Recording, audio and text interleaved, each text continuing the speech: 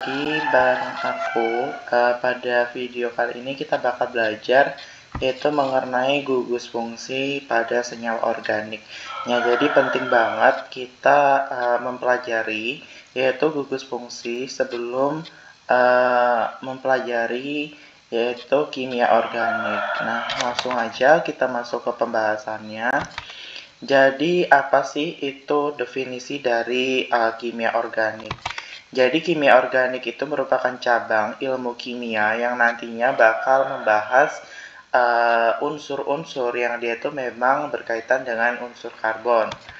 Nah, lalu pengertian dari gugus fungsi itu apa? Gugus fungsi itu merupakan sekelompok atom yang nantinya itu bertanggung jawab perilaku molekul induknya. Atau nanti dari penggolongan senyawa organik itu dilakukan berdasarkan gugus fungsional yang mereka miliki. Nah, untuk video kali ini kita bakal bahas yaitu mengenai tata nama senyawa organik dan IUPAC. Kemudian setiap senyawa organik itu harus memiliki nama. Nah, jadi senyawa organik itu terdiri atas haloalkana atau halogen, terus alkohol, ether, aldehida, keton, asam karboksila, dan ester. Nah, kita langsung aja masuk ke bagian yang pertama, yaitu haloalkana ya. Nanti bakal kita bahas. Ini kelompok dari senyawa organik ya. Jadi yang pertama itu ada yang namanya dia itu haloalkana. Jadi haloalkana ini rumus strukturnya R atau rantai, strip kemudian X. Nah, X di sini dia merupakan gugus fungsi. Nah, untuk contohnya seperti klorometana atau metil klorida. Ya, jadi untuk metil atau metana ya. Jadi di kimia itu kan ada tuh metana yaitu dengan strukturnya itu CH3 ya. Nah, CH3 ini rantainya ya.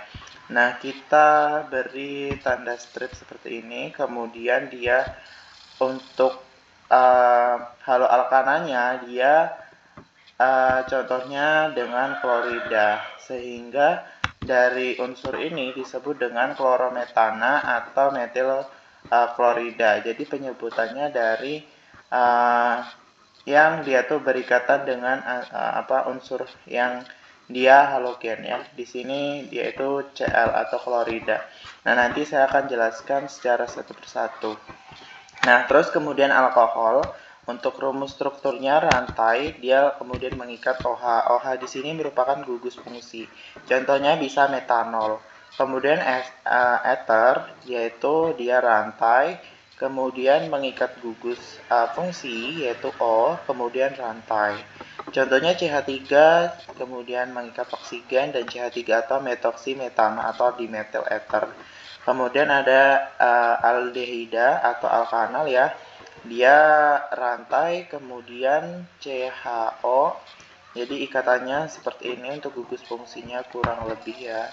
Kemudian ada keton, keton itu CO. Jadi untuk penggambarannya rantai, kemudian CO dan rantai. Untuk asam karboksilat itu bisa kita ingat jadi rantai, kemudian COOH atau asam etanoat ya. Kemudian ester atau dia COO. Jadi untuk rumus alkil ini kurang lebih CN H2N ditambah 1. Nah, jadi kita tadi udah bahas yaitu haloalkana. Jadi apa sih haloalkana itu? Haloalkana merupakan senyawa karbon yang dimana nanti dia berikatan dengan halogen ya. Tadi kan halogen contohnya seperti F, kloro, bromo, iodi. Nah, terbentuk dari substitusi atom hidrogen pada alkana yaitu oleh halogen. Nah, contohnya tadi ya CH3 berikatan dengan Cl misalnya. Nah, ini disebut dengan metal klorida ya. Kemudian untuk nama haloalkana, jadi untuk penamanya dipilih rantai atom karbon terpanjang yang mengandung atom halogen. Nah, penomorannya dimulai dari atom C yang mengikat atau berdekatan dengan atom yang dia mengikat halogen tadi, kemudian nama ditulis terlebih dahulu, disusun nama alkananya. Untuk contohnya seperti ini. Nah, di sini ada contoh dari haloalkana ya. Di sini ada contohnya C5H10BrCl. Nah, maka kita bisa dapatkan contohnya 1 bromo 2 kloropentane. Nah, jadi bisa teman-teman pahami ya, di sini juga ada 1 bromo 3 kloropentana dan seterusnya. Jadi contohnya kurang lebih seperti ini. Jadi ini bagaimana si atom C bisa berikatan dengan halogen, yaitu dilakukan dengan substitusi pada atom hidrogennya. Nah, di sini untuk tata nama haloalkana ya, kurang lebih contohnya seperti ini. Ada CH3II, ini iodida ya, tapi karena dia berikatan jadinya contoh untuk penamanya iodometana atau metil iodida. Terus ada CH2Cl2 diklorometana atau metilina klorida. Kemudian ada CH-CL3 atau kloroform atau kita untuk namanya triklorometana. Jadi kurang lebih untuk contohnya seperti ini. Nah, kemudian kita masuk yang kedua, yaitu gugus fungsi alkohol atau alkanol. Jadi senyawa organik apapun yang memiliki gugus hidroksil atau OH, yang dia tuh terikat pada atom karbon C ya. Ia sendiri terikat pada atom hidrogen atau atom karbon lainnya. Jadi untuk alkohol ini mungkin sering dipakai untuk menyebut etanol. Dan kadang-kadang untuk minuman yang mengandung alkohol, hal ini disebabkan karena memang etanol yang digunakan sebagai bahan dasar pada minuman tersebut bukan metanol atau grup alkohol lainnya. Begitu juga dengan alkohol yang digunakan dalam dunia farmasi. Jadi alkohol yang dimaksud adalah etanol. Nah, di sini contoh dari penamaan ya dari alkohol untuk ada dua ya, ada berdasarkan IUPAC dan trivial. Di sini untuk contohnya yang pertama itu 1 propanol. Jadi kita buat dulu propanol itu kan propana ya. Propana itu ada berapa? Ada 3 C-nya ya, atom karbon C-nya. Kemudian kita buat dulu CH3, CH2, CH2. Kemudian baru mengikat gugus fungsi OH atau alkohol. Nah, untuk nama IUPAC-nya 1 propanol ya. Jadi untuk penomborannya mulai dari sini yang dekat dengan atau yang dia berikatan dengan gugus fungsi atau N-propil alkohol untuk nama trivialnya ya. Ya, bisa diperhatikan. Kemudian ada alkoksialkana atau ether. Jadi ether ini isomer atau turunan dari alkohol. Jadi unsur H pada OH itu diganti alkil atau arilnya. Jadi ether itu mengandung unsur C, H, dan O. Nah, untuk sifat fisika ether, jadi senyawa ether itu rantai C-nya pendek berupa cairan pada suhu kamar dan titik didihnya naik dengan penambahan unsur karbon. Untuk ether rantai pendek mudah larut dalam air, ether rantai panjang itu dia sulit larut dalam air dan larut dalam pelarut organik dia ya. Dan untuk ether sendiri memang mudah terbakar. Kemudian untuk ether strukturnya kurang lebih seperti ini ya, rantai, kemudian O dan rantai. Contohnya seperti diethyl ether. Diethyl ether ini banyak digunakan sebagai obat bius atau pelarut pada minyak. Jadi CH3, CH2 mengikat atom O, kemudian CH2, CH3 diikuti rantainya.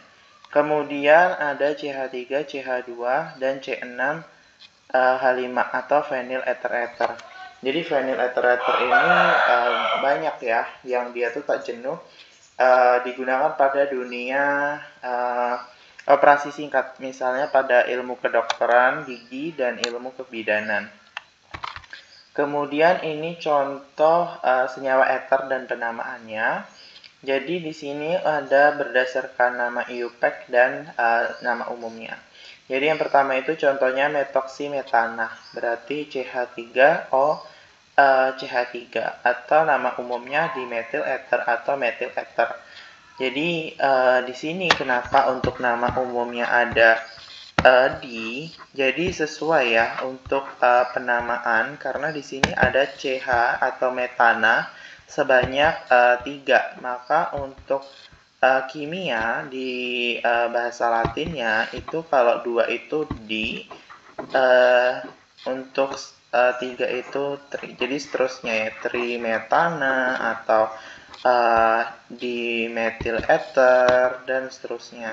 Di sini pun sama nih contohnya ada di ethyl ether atau ethyl ether karena di sini ada etil. Etil itu kan CH3 CH2 dan sama karena ada 2 makanya etilnya kita hitung 2 jadinya di ethyl ether. Ethernya O gitu. Atau kalau untuk berdasarkan nama umum ya, kalau misalnya berdasarkan IUPAC-nya ya etoksi etana, jadi kita ngikut si gugus fungsi dulu gitu sesuai aturan dari awalnya. Kemudian ada alkanal atau aldehida. Jadi senyawa yang mengandung gugus karbonil atau CO ya. Jadi yang terikat pada sebuah atau lebih dari unsur hidrogen. Aldehida berasal dari alkohol dehidrogenatum atau cara sintesisnya ya. Jadi sifat-sifat kimia dari aldehida dan keton itu emang serupa, hampir sama. Cuman beda dalam derajatnya. Jadi unsur C kecil larut dalam air berkurang positif. Untuk senyawa polar, TD-nya itu aldehida kurang lebih senyawa non-polar. Sifat fisika formaldehida, suatu gas yang baunya sangat berangsang. Dan untuk akrolin itu propanal, CH2, CH, CHO. Jadi cairan baunya tajam dan sangat reaktif. Jadi mungkin kita kenal juga dengan formaldehid ya. Jadi sifat-sifat suatu aldehida itu berbentuk gas pada suhu kamar, tak berwarna, bau tajam, dan larutnya dalam H2O dari 40%. Itu disebut formalin. Nah, untuk penggunaannya sendiri sebagai disinfektan, merangsang protein dan mengawetkan, contohnya biologi dan membuat damar buatan. Untuk struktur aldehida yaitu rantai, kemudian berikatan dengan CHO. Jadi untuk penggambarannya di sini ada contohnya propionaldehid. Jadi CH3, CH2, kemudian strip ke C dan rangkap ya O dan H. Kalau untuk penggambaran secara benzana ya, jadi benzanaldehida kurang lebih seperti ini. Ini berikatan, ini C-nya, kemudian O dan H, kurang lebih seperti ini. Untuk pembuatan aldehida bisa dilakukan dengan oksidasi dari alkohol primer, metilbenzen, kemudian bisa dari asam klorida. Di sini rumus struktur beberapa aldehida ya, ada metanal kurang lebih seperti itu. Rumus molekuler CH2O, terus ada etanal C2H4O, terus propanal kurang lebih seperti itu ya. Next, selanjutnya kita masuk ke alkanon atau keton. Jadi keton ini suatu senyawa organik yang dia memang mempunyai gugus karbonil atau CO. Jadi keton ini terikat pada suatu gugus alkil dan dua gugus aril atau sebuah gugus alkil dan sebuah aril. Jadi sifatnya sama dengan aldehida.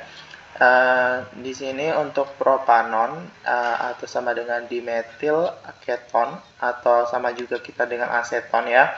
CH2 2 kali min CO. Jadi sifat cairan tak berwarna, dia mudah menguap, pelarut yang baik penggunanya sebagai pelarut.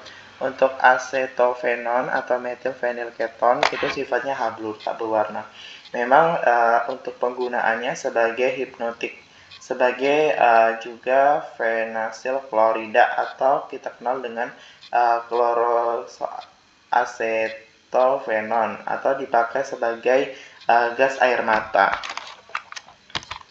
Nah, untuk keton sendiri strukturnya seperti ini, jadi rantai, kemudian 2 kali ya, CO. Jadi kurang lebih seperti itu untuk penggambarannya. Atau contohnya seperti etil metil keton. Jadi untuk etil itu kan CH3, CH2, kemudian metil CH3. Jadi si ketonnya itu berikatan di CO ini ya. Contohnya untuk acetofenonnya kurang lebih seperti ini penggambarannya. Kalau dia bentuknya cincin ya. Untuk pembuatan keton itu bisa dari oksidasi alkohol sekunder, asil predikat, bisa juga reaksi asam klorida dengan organologa. Ini beberapa senyawa keton. Oke, untuk pembahasan seterusnya nggak bakal dibahas di video ini semuanya. Jadi nanti teman-teman bisa tonton part video berikutnya. Karena nanti kalau kelamaan pasti bakal jenuh. Oke, see you, bye-bye.